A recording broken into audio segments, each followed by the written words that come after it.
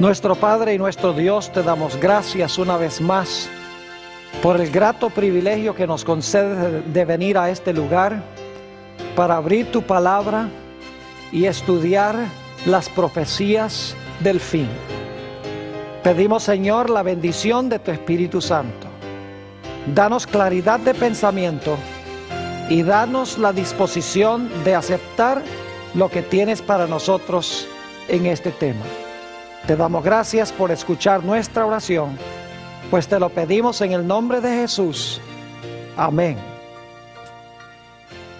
Quiero extenderle a todos los que han venido en el día de hoy una bienvenida muy cordial. Estamos contentos de que nos estén acompañando para esta sesión. Quiero también saludar a todas aquellas personas que nos están viendo vía satélite en las pantallas de televisión en diferentes países de habla hispana en el mundo. Nos alegra mucho que hayan tomado el tiempo para estar con nosotros. Si recuerdan bien, la vez pasada estudiamos el tema sobre la segunda bestia de Apocalipsis, el capítulo 13. Y dimos 12 características de esta segunda bestia. Ahora, en nuestro tema de hoy, ya que la vez pasada estudiamos las características a la luz de la Biblia, esta noche queremos ver el cumplimiento de estas profecías a la luz de la historia. Así que lo que voy a hacer es voy a tomar mis notas con referencias históricas y vamos a ver cómo se aplica esta profecía por sus 12 características a un poder, una superpotencia mundial que existe hoy. Quiero decirles para comenzar que esta segunda bestia de Apocalipsis 13, la bestia que tiene 2 cuernos como de cordero, representa en realidad a los Estados Unidos de Norteamérica. Y lo que quiero hacer es estudiar estas 12 características a la luz de la historia. Así que vamos a tomar el tiempo en nuestro tema de hoy para estudiar estas 12 características desde una perspectiva del cumplimiento histórico. Ahora, si ustedes recuerdan, la primera característica que analizamos la vez pasada es que este poder de Apocalipsis 13 es representado por una bestia. Y nos dimos cuenta que una bestia representa una nación o un reino. Necesitamos preguntarnos si los Estados Unidos de América es una nación o es un reino. Y la respuesta es que sí. Así que la primera característica es que una bestia representa un reino. Y los Estados Unidos de Norteamérica es una nación o un reino. Ahora alguien podría decir, bueno, Pastor Bor, pero eso se le podría aplicar a cualquier nación del mundo. Y es cierto, si tuviéramos nada más esta sola característica, podríamos decir que se aplica a cualquier nación del mundo. Pero vamos a ver que las otras características especifican que se está refiriendo a los Estados Unidos. La segunda característica que vimos la vez pasada es que esta nación se iba a levantar alrededor del año 1798, cuando la primera bestia de Apocalipsis 13 recibió su herida mortal. Es interesante notar que el fundador de la iglesia metodista, Juan Wesley, dijo en el año 1754, 3 décadas antes de que esa primera bestia recibiese su herida mortal, las siguientes palabras. Dijo Wesley: otra bestia aún no se ha levantado, pero no puede estar muy lejos, pues ha de aparecer al final de los 42 meses de la primera bestia.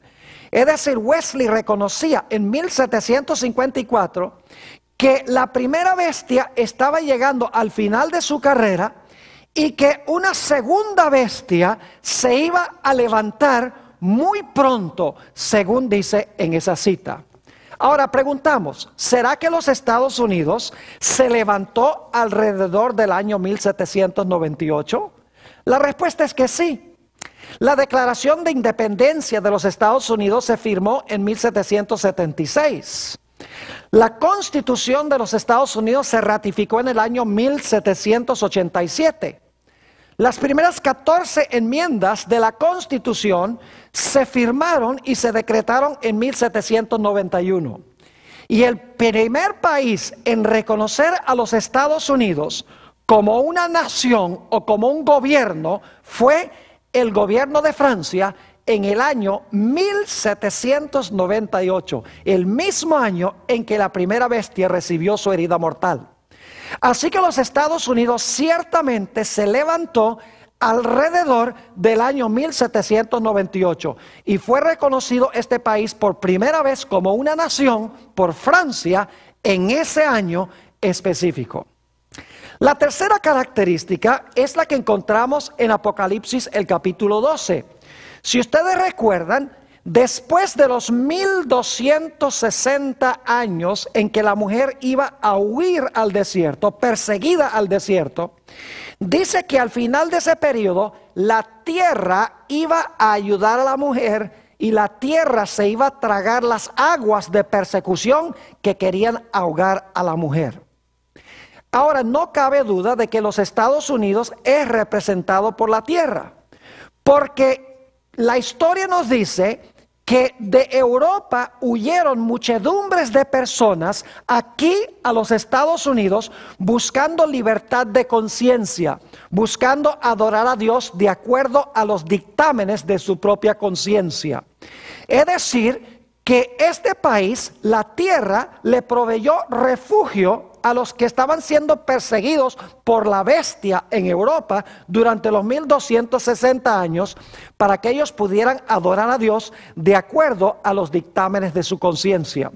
Si ustedes recuerdan, en la profecía de Apocalipsis, el capítulo 12, tenemos un dragón, luego al dragón le salen 10 cuernos, luego gobierna el dragón durante los 1260 días y luego la tierra ayuda a la mujer. Es decir, la tierra tiene que levantarse alrededor del año 1798 cuando cae la primera bestia.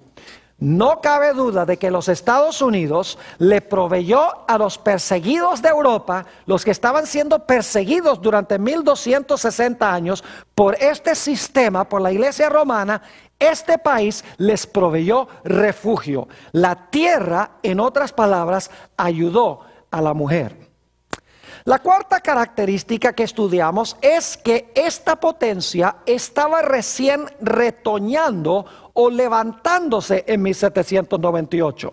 No había alcanzado el apogeo de su poder todavía. Estaba recién, dice en Apocalipsis 13, subiendo de la tierra. Y vimos que esa palabra subiendo en realidad se usa para describir el crecimiento silencioso de una planta que se está levantando de la tierra. Además de eso, notamos en Apocalipsis 13 que esta bestia tiene 2 cuernos como de cordero. No dice cuernos como de carnero, que ya es una oveja bien crecida, adulta. Dice que tiene 2 cuernos como de cordero. Es decir, está recién retoñando en 1798, recién levantándose y no ha alcanzado todavía el apogeo de su poder. Yo pregunto, ¿los Estados Unidos se estaba recién levantando en el año 1798 silenciosamente como una planta? Sí, porque los Estados Unidos no tuvo que pelear contra ninguna de las potencias anteriores. No se levantó en medio de guerras contra los poderes de Europa, sino que vino acá y se levantó como una planta silenciosa. Es interesante notar en el libro de G.A. Townsend, el libro se titula El Nuevo Mundo comparado con el Antiguo, en la página 462, él dice, como una semilla silenciosa, crecimos hasta llegar a ser un imperio, hablando de los Estados Unidos. Fíjense que este es un historiador secular, o sea, no es religioso, él no sabe nada de Apocalipsis 13. Y sin embargo dice, como una semilla silenciosa, crecimos hasta llegar a ser un imperio. Así que los Estados Unidos estaban recién subiendo de la tierra en 1798. Dicho sea de paso, en Apocalipsis 12 encontramos que la tierra representa el territorio de los Estados Unidos que le dio refugio a los perseguidos en Europa. En Apocalipsis 13, la bestia que se levanta de la tierra representa el gobierno que se levanta en ese territorio. Es decir, la tierra es el territorio y la bestia que se levanta de la tierra ya es el país o la nación que se está levantando en ese territorio. La característica número 5 es que esta segunda bestia se levanta de la tierra y no se levanta del mar. Ustedes recuerdan que las demás bestias de Daniel el capítulo 7 se levantaron del mar. El león, el oso, el leopardo, el dragón, todos se levantaron del mar. Ahora, es interesante notar que esta potencia, que llegó a ser potencia, no se levantó del mar. Es decir, no puede haberse levantado en Asia, ni puede haberse levantado en Europa. El león y el oso son países asiáticos. El leopardo y el dragón son países europeos.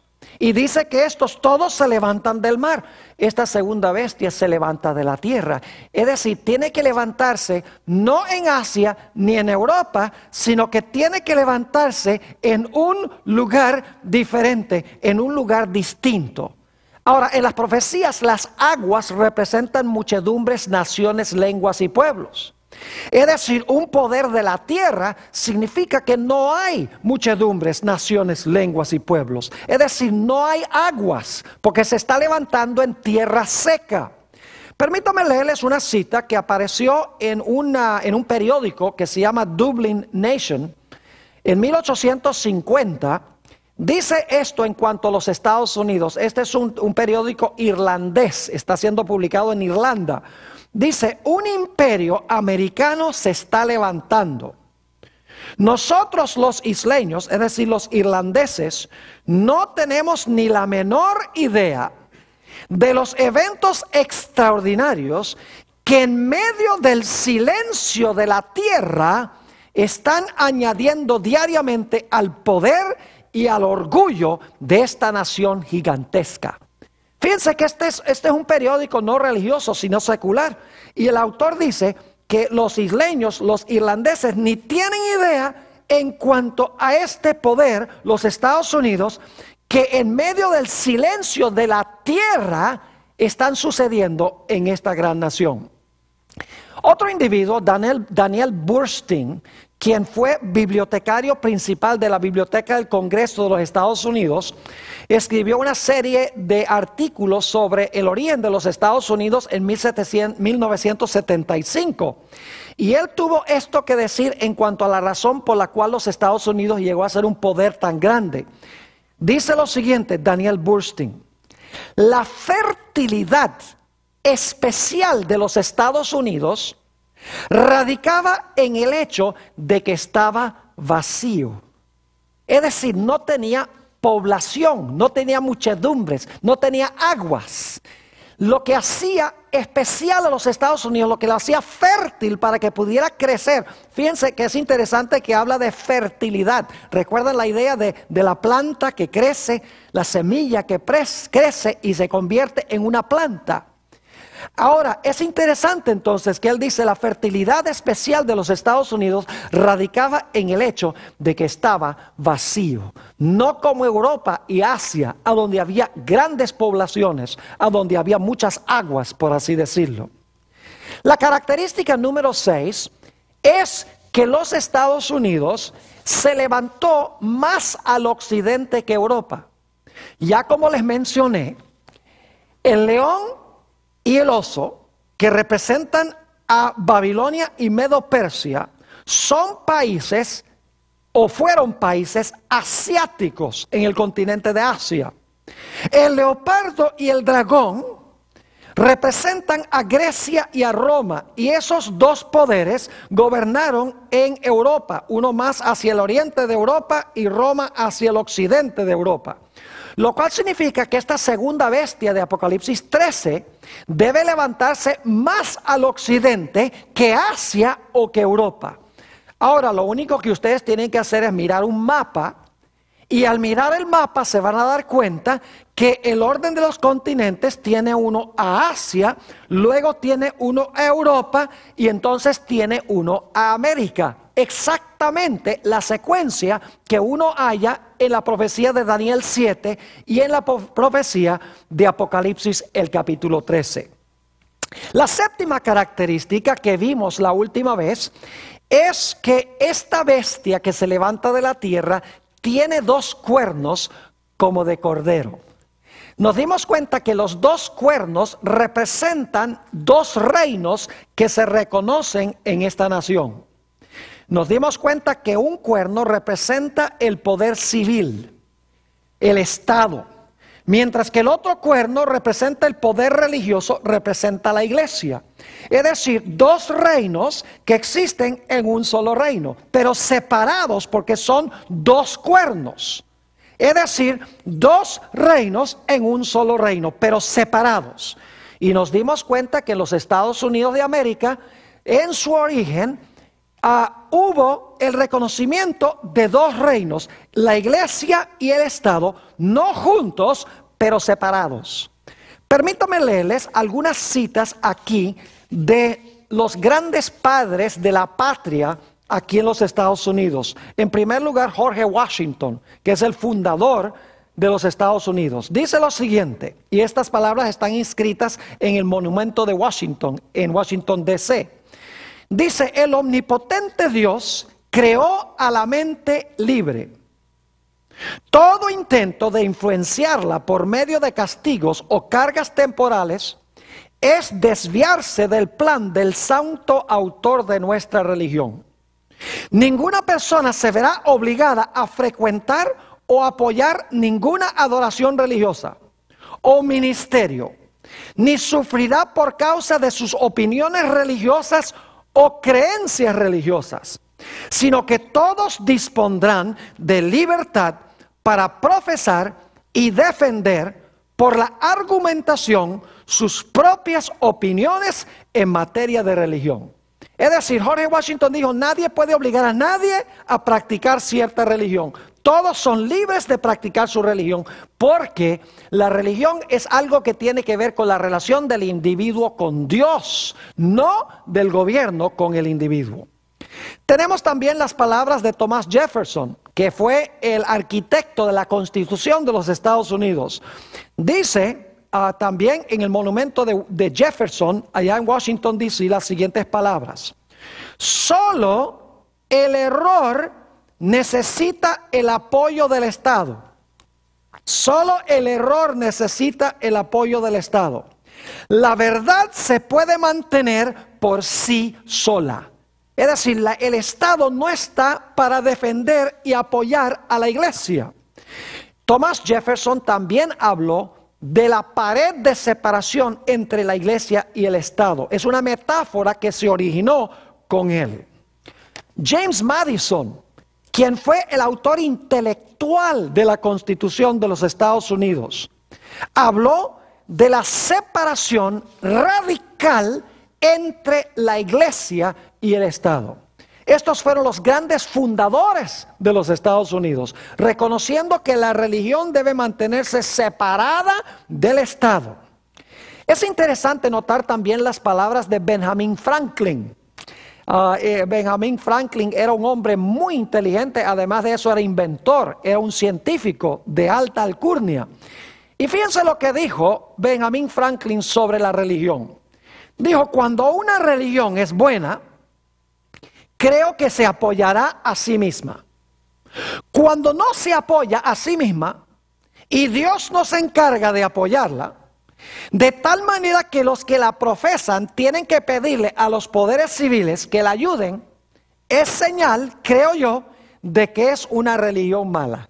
Es decir, cuando el Estado tiene que apoyar y sostener a la iglesia, eso está mal. Es una religión equivocada y falsa. En los Estados Unidos se escribió la Constitución y se ratificó en 1787.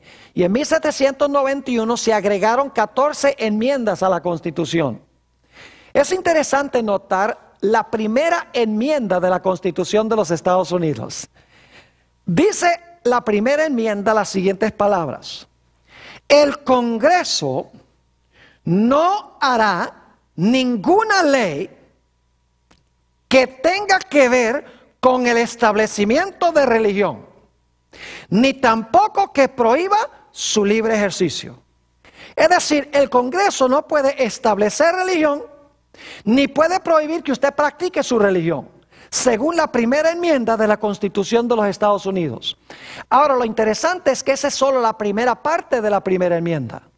La segunda parte de la primera enmienda garantiza derechos civiles. Le garantiza a la gente el derecho de expresión. Le garantiza el derecho de reunirse pacíficamente. Le garantiza al ciudadano el derecho de exigirle al gobierno que se le haga justicia si alguien le hizo una injusticia.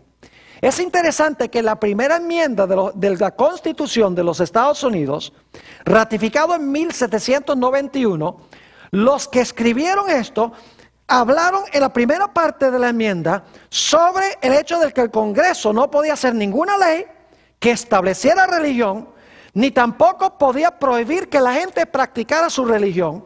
Y luego en la segunda parte de la primera enmienda garantiza derechos civiles. Eso demuestra que los que formaron la Constitución de los Estados Unidos y las enmiendas reconocieron que la iglesia es iglesia y el Estado es Estado, y no se deben mezclar las dos cosas.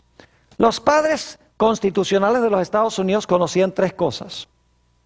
Número uno, conocían la Edad Media. Conocían lo que sucedía cuando la iglesia se une con el Estado. Estaban viviendo cerca del tiempo cuando cayó ese primer poder que persiguió durante 1260 años. Así que ellos sabían que en la Edad Media la iglesia se había unido con el Estado y sabían que como resultado había venido la persecución. Así que ellos dijeron, no queremos un sistema como el de la Edad Media, que unió la iglesia con el Estado, porque ahí viene persecución. También conocían la historia de la época de la colonia en los Estados Unidos. ¿Saben ustedes? La historia de los Estados Unidos se puede dividir en dos grandes segmentos: la época colonial y la época constitucional. Yo no sé si ustedes sabían, pero en la época colonial de los Estados Unidos, la iglesia y el Estado estaban unidos. ¿Y saben lo que pasaba? Cuando una persona, por ejemplo, el diezmo se le pagaba era al gobierno y el gobierno le pagaba a los pastores, le pagaba a los ministros en la época colonial de los Estados Unidos. Y claro, la gente en la iglesia que no diezmaba, o le ponían una multa o los echaban a la cárcel.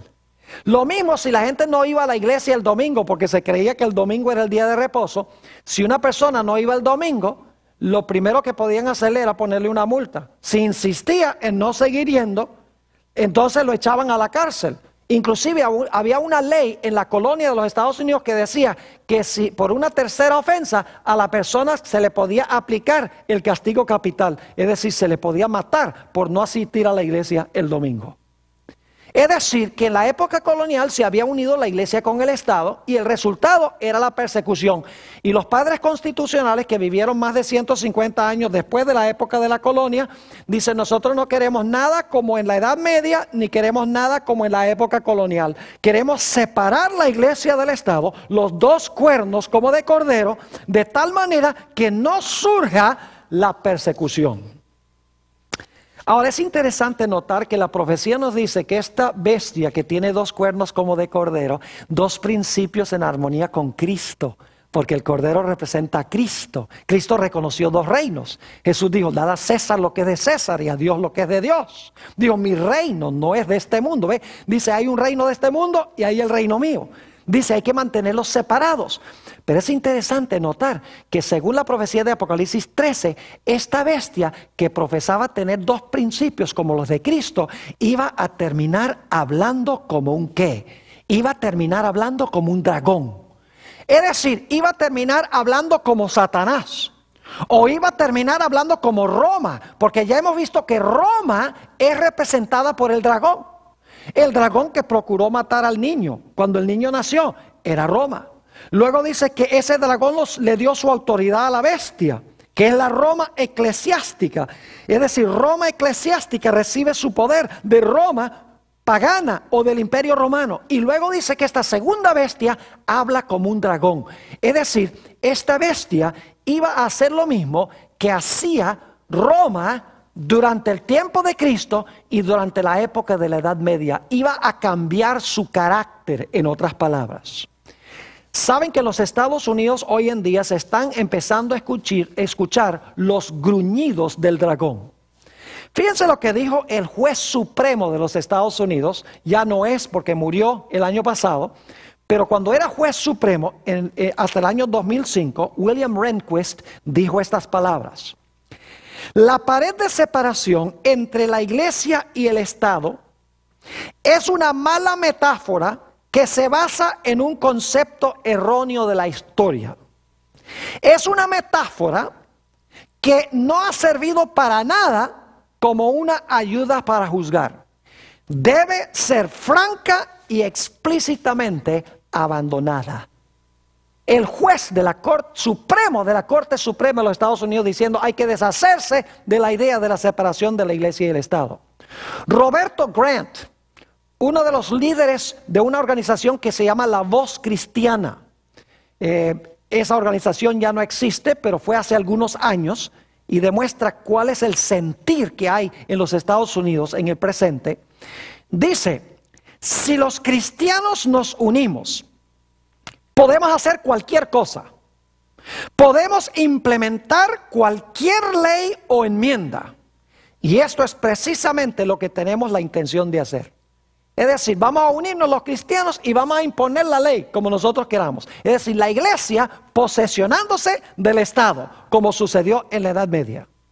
Ralph Reed, quien fue el director ejecutivo de la Coalición Cristiana, ya no es, pero fue, esto fue muy recientemente, dijo lo siguiente: lo que los cristianos tenemos que hacer es tomar el control de este país de nuevo. Un precinto a la vez. Un vecindario a la vez, un estado a la vez. Honestamente, creo que durante mi vida veré de nuevo a un país que es gobernado por cristianos. Fíjense la idea nuevamente de que los cristianos deben tomar posesión del gobierno. Keith Fournier, que escribió un libro que se llama Católicos Evangélicos y que por mucho tiempo fue el director ejecutivo de una organización de Pat Robertson que se llama Centro Americano de la Ley y la Justicia, dijo estas palabras: derribemos este muro. Y lo puso con un signo de exclamación. Ahora, cuando uno mira la Corte Suprema de los Estados Unidos, uno se da cuenta que hay gran peligro con la separación de la iglesia y el Estado. La Corte Suprema de los Estados Unidos tiene 9 jueces y en el presente 5 de esos jueces son católicos romanos. 4 de ellos son ultraconservadores. Los nombres de los 5 son el juez Thomas, el juez Scalia, el juez Kennedy, el juez Roberts y el más reciente Samuel Alito.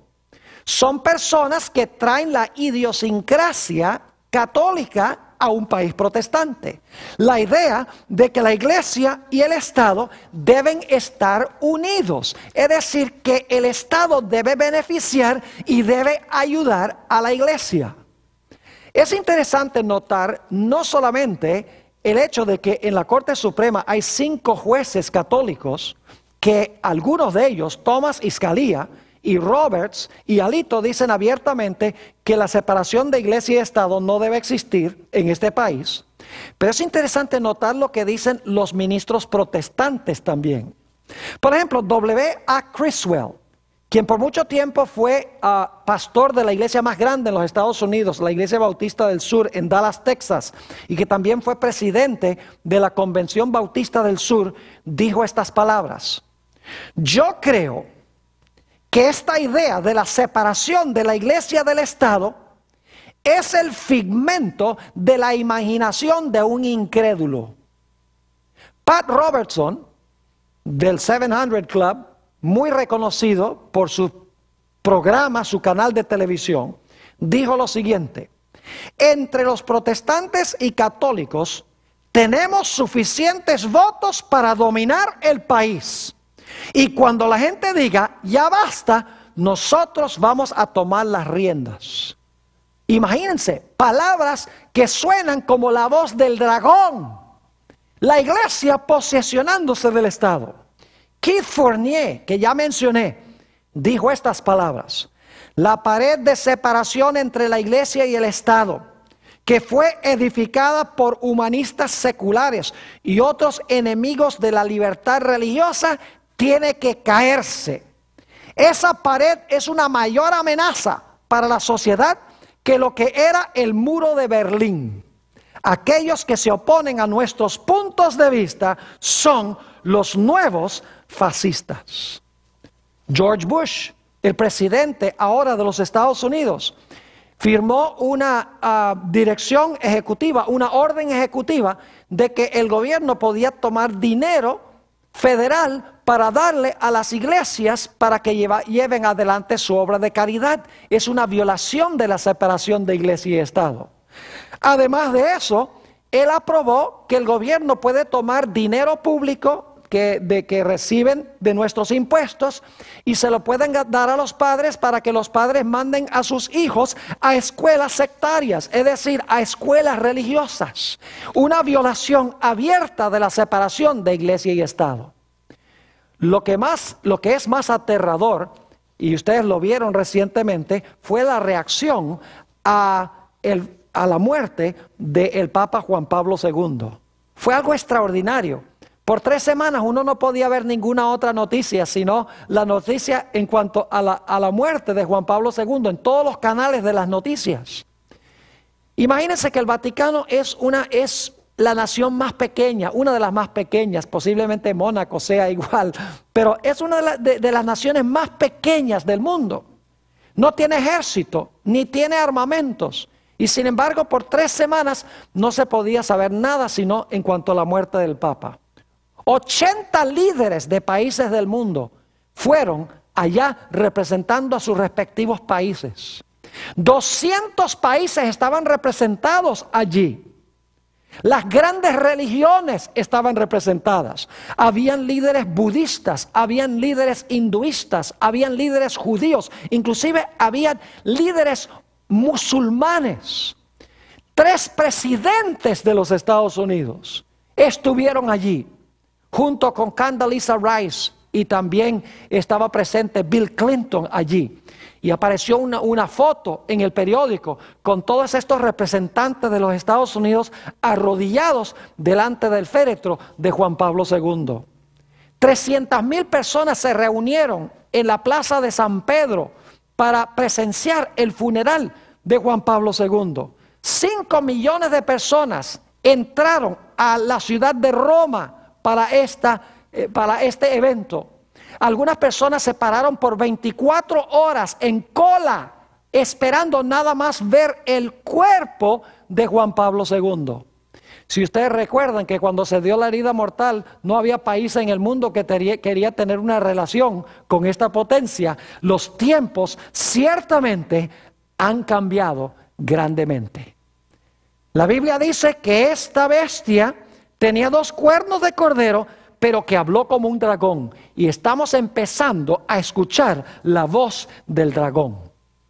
La característica número 8 es que esta potencia tiene que ser un poder de alcance global, militarmente, políticamente y económicamente.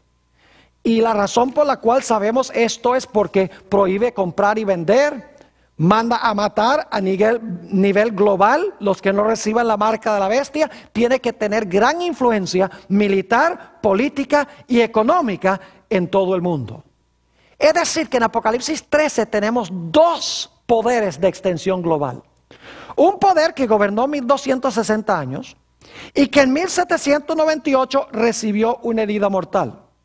El otro poder que en ese mismo año, 1798, estaba levantándose al poder y que iba a cobrar proporciones globales. Es decir, estos 2 poderes iban a tener influencia global e iban a existir en el mundo alrededor del mismo tiempo.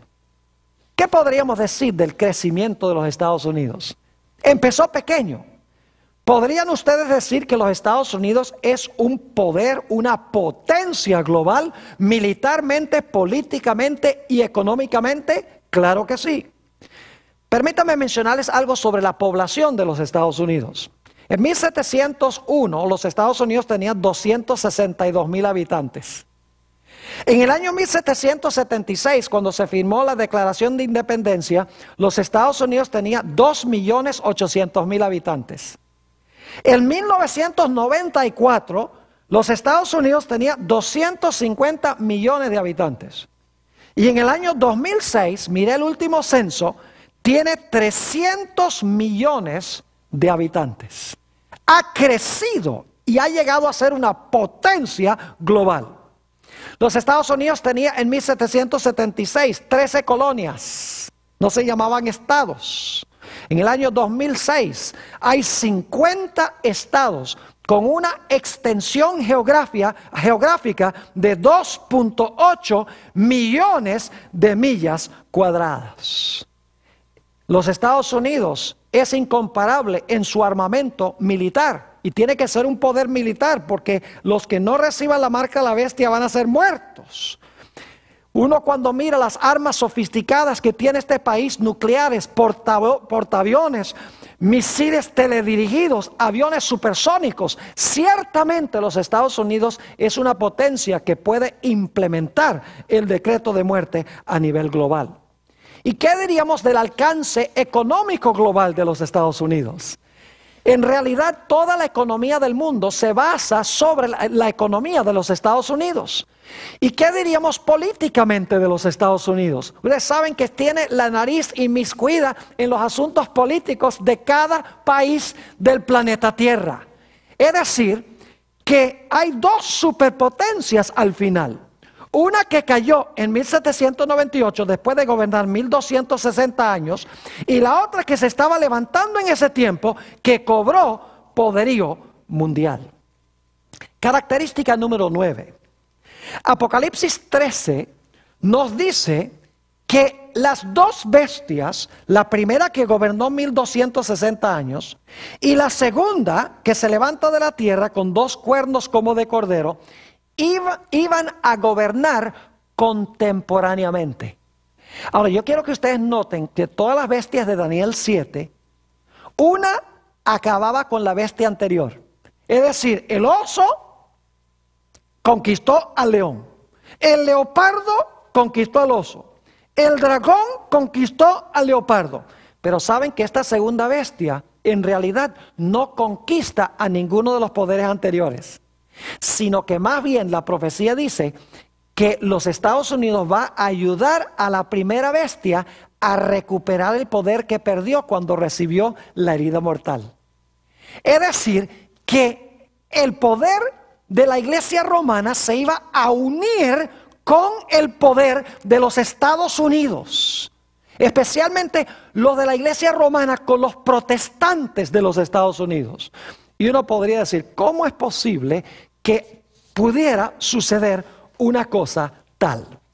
Permítame compartir con ustedes algunas referencias que demuestran que los Estados Unidos ahora, los protestantes particularmente, están empezando a unirse con la iglesia romana. Por ejemplo, el 29 de marzo de 1994, 39 líderes católicos y protestantes firmaron un documento que se llama Evangélicos y Católicos Juntos, la misión cristiana en el tercer milenio. Los 39 grandes líderes de las iglesias protestantes y de la iglesia católica firmaron este documento, entre los cuales se encontraba Richard Niehaus, se encontraba Charles Colson, se encontraba Pat Robertson y en ese tiempo el cardenal O'Connor, quien era cardenal de la ciudad de Nueva York. Básicamente el documento dice, no peleemos los protestantes y los católicos sobre doctrinas, sobre teología. Dice, lo que tenemos que hacer es unir fuerzas para evangelizar al mundo. No ganemos miembros, la una iglesia de la otra iglesia. Unámonos y evangelicemos al mundo. Firmado por los grandes líderes católicos y protestantes. Fíjense lo que dijo Pat Robertson, un hombre dirigente del protestantismo en los Estados Unidos, tiene una emisora de televisión, entre otros negocios. Dice en cuanto a este documento que él firmó: la crisis moral que afronta nuestra sociedad actual y el desmoronamiento patente del orden social exige una mayor cooperación entre la gente de fe. Ha llegado el momento de echar a un lado nuestras pequeñas diferencias doctrinales y enfocarnos en Cristo Jesús. Yo apoyo este documento, dice Pat Robertson, porque creo que es imperativo que trabajemos para unir al cuerpo de Cristo. Otro documento que firmaron los católicos con los luteranos, yo no sé si ustedes recuerdan, pero Martín Lutero fue el que comenzó la Reforma Protestante en el año 1517, se separó de la Iglesia de Roma porque él creía que la Iglesia de Roma estaba enseñando ideas erróneas sobre la justificación por la fe. Él decía, la Iglesia romana dice que uno se salva es por sus obras, pero la Biblia dice que uno es salvo por fe. Pues saben ustedes que por un periodo de 33 años, los teólogos de la Iglesia Luterana, 61,5 millones de miembros en la Iglesia Luterana, se unieron con los teólogos de la Iglesia Católica para estudiar de nuevo el asunto de la justificación por la fe.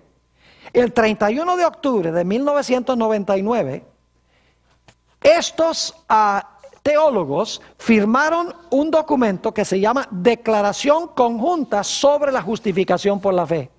¿Y saben ustedes lo que dijeron en este documento? Los luteranos y los católicos dijeron que la reforma protestante nunca debería haber sucedido.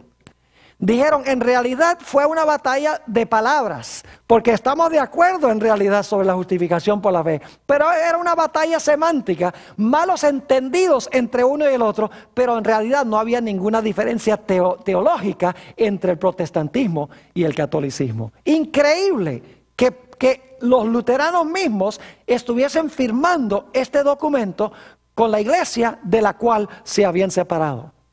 Es interesante notar que los protestantes están más y más adoptando el punto de vista de la Iglesia Católica de la Virgen María. Yo nunca pensé que los protestantes podían adoptar la mariología de la Iglesia Católica. Pero es interesante, en la revista Time del 21 de marzo del 2005 apareció este título: Ave María. Los católicos por largo tiempo la han venerado, pero los protestantes han hallado sus propias razones para celebrar a la Madre de Jesús.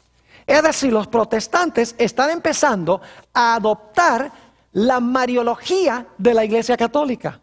Ahora, hay tantas cosas más que podría hablar sobre el acercamiento entre católicos y protestantes. ¿Sabe? Una de las cosas que ha unido grandemente a los católicos y los protestantes es pelear juntos en contra del desmoronamiento moral de la sociedad. Es decir, pelear en contra de los que están diciendo que debemos legalizar matrimonios entre homosexuales. Los protestantes y los católicos dicen, unámonos para pelear en contra de esos. También los protestantes y los católicos se han unido en la causa de prohibir el aborto, de defender la vida. Y dicen, unamos nuestras fuerzas para defender la vida y para prohibir el aborto. Ahora, yo no estoy diciendo que el aborto está bien, yo creo que el aborto está mal. Pero lo que estoy diciendo es que estas causas sociales lo que están haciendo es uniendo a los católicos con los protestantes para batallar contra el desmoronamiento social, es decir, la caída de la moral de la sociedad. Y entonces dicen, olvidémonos de doctrinas, olvidémonos de las enseñanzas, tenemos un enemigo común, peleemos en contra de ese enemigo. El Concilio Vaticano II acercó mucho a los católicos y los protestantes. Además de eso, la elección del presidente John Kennedy, ojalá tuviera tiempo de hablar de todas las circunstancias sociales. Cuando Kennedy fue electo en los Estados Unidos, la gente decía, ¡ay, se acabó el mundo, ahora viene la persecución! Pero en realidad John Kennedy fue muy admirado por la gente en los Estados Unidos y también por la gente fuera, y no vino la persecución. Así que la gente empezó a decir, bueno, este sistema no representa en realidad ningún peligro. ¿Saben ustedes que la caída del comunismo allá en Europa Oriental se debe a una alianza que hizo el presidente Ronald Reagan con el Papa Juan Pablo II. Fíjense la unión de los Estados Unidos con la iglesia romana, tal cual lo dice Apocalipsis 13. La segunda bestia ayuda a la primera bestia a recuperar su poder. La revista Time, del febrero 24, 1992, en un artículo que se titula La Santa Alianza, The Holy Alliance, tuvo estas palabras que hablar en cuanto a la cooperación entre Reagan y el Papa para derrocar el comunismo en el oriente de Europa. Dice lo siguiente: el 7 de junio de 1982, Reagan y Juan Pablo se reunieron por 50 minutos en el Vaticano. Durante esa conversación nació el plan para acabar con el comunismo. En esa reunión, Reagan y el Papa acordaron emprender una campaña clandestina para apresurar la disolución del imperio comunista.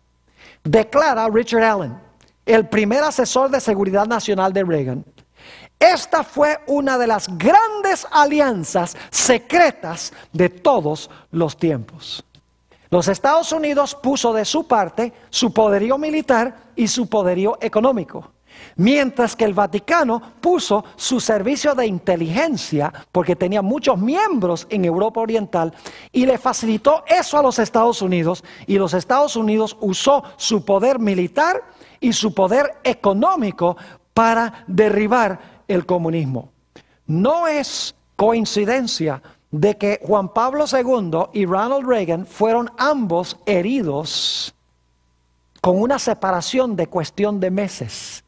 Y las heridas que les suministraron fueron curadas y siguieron gobernando sobre los Estados Unidos y sobre el Vaticano. Es interesante notar lo que están diciendo los líderes protestantes en cuanto a la necesidad de que los Estados Unidos se una con la iglesia romana. Voy a leer algunas citas aquí rápidamente. Robert Grant, quien mencioné, estableció una organización que se llama Voz Cristiana, dijo esto: si los cristianos nos unimos, podemos hacer lo que queramos, podemos pasar cualquier ley o enmienda.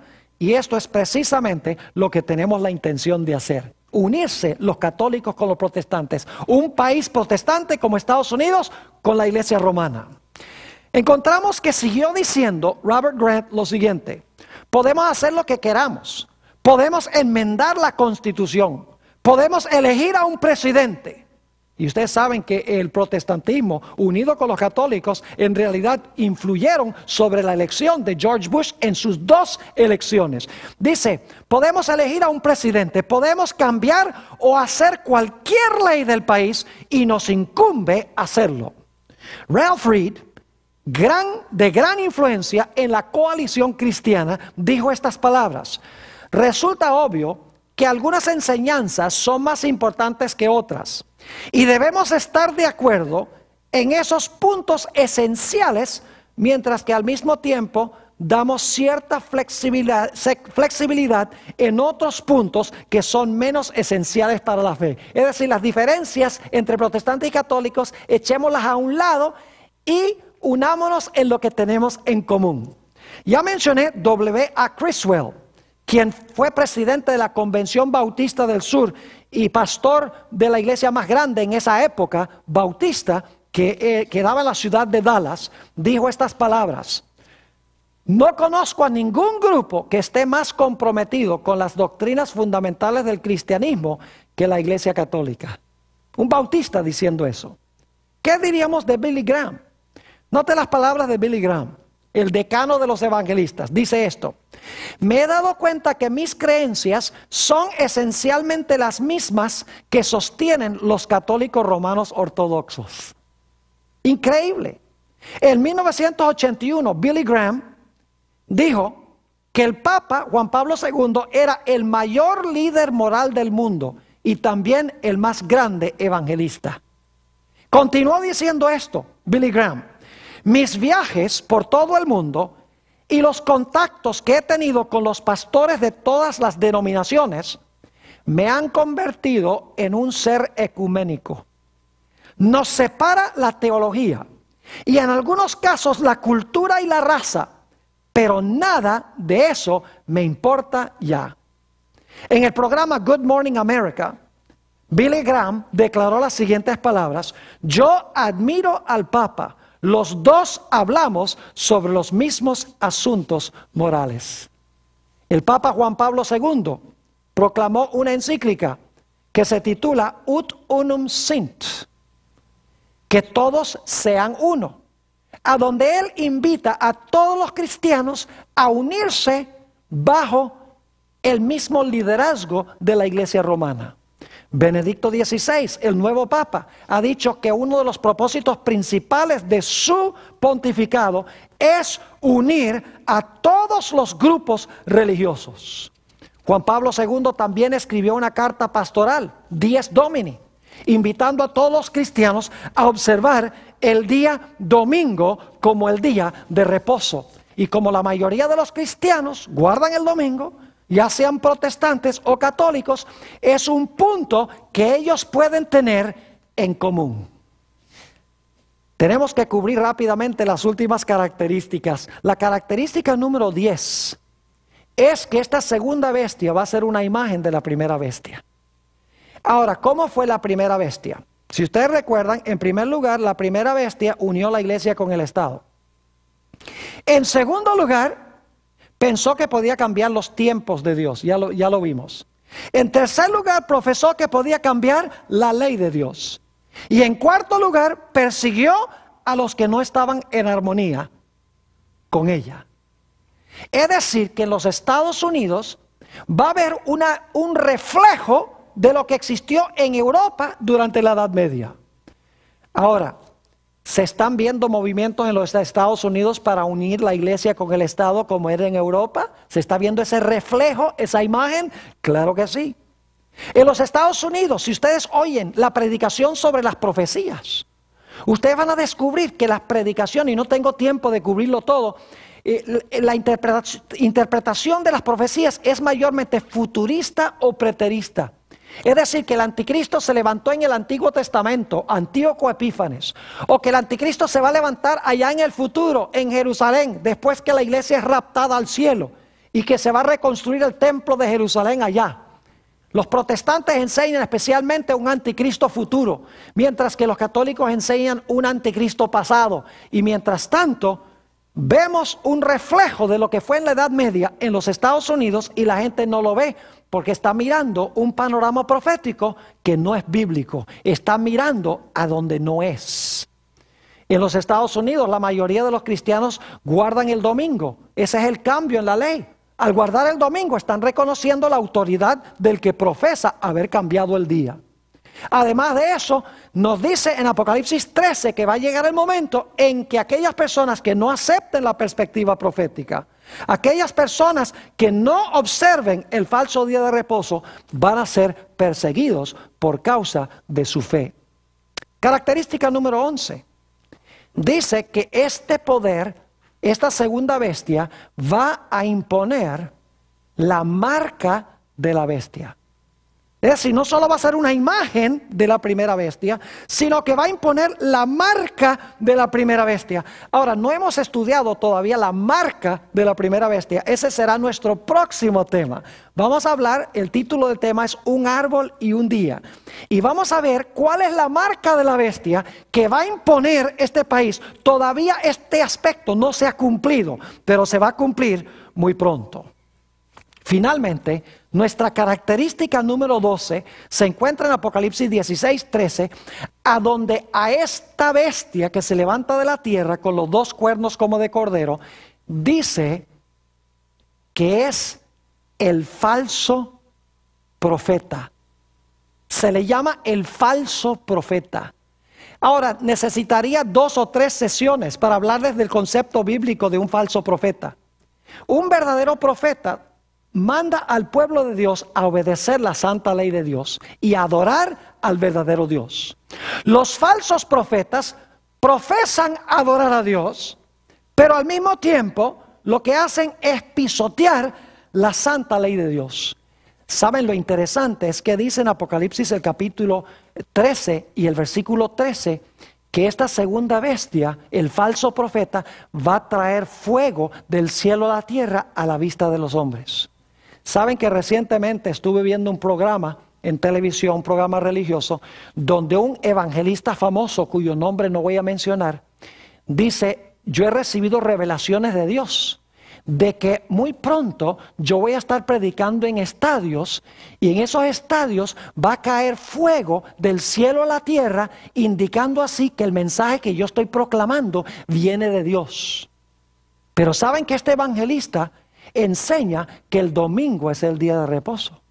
Y es uno de los individuos que quiere unir el protestantismo y el catolicismo. Y quiere derribar la pared de separación entre la iglesia y el Estado. Pero le está diciendo: yo soy un profeta y va a caer fuego del cielo un día cuando yo esté predicando en los estadios, en los Estados Unidos y diferentes partes del mundo. Es decir, que el falso profeta, representado por los protestantes en los Estados Unidos, van a enseñar un falso panorama profético. Van a apuntar los ojos hacia el Medio Oriente o hacia el cumplimiento pasado de las profecías del anticristo, cuando en realidad esas profecías se están cumpliendo en Roma y en los Estados Unidos en el presente. Que Dios nos bendiga y nos ayude a escapar de este poder.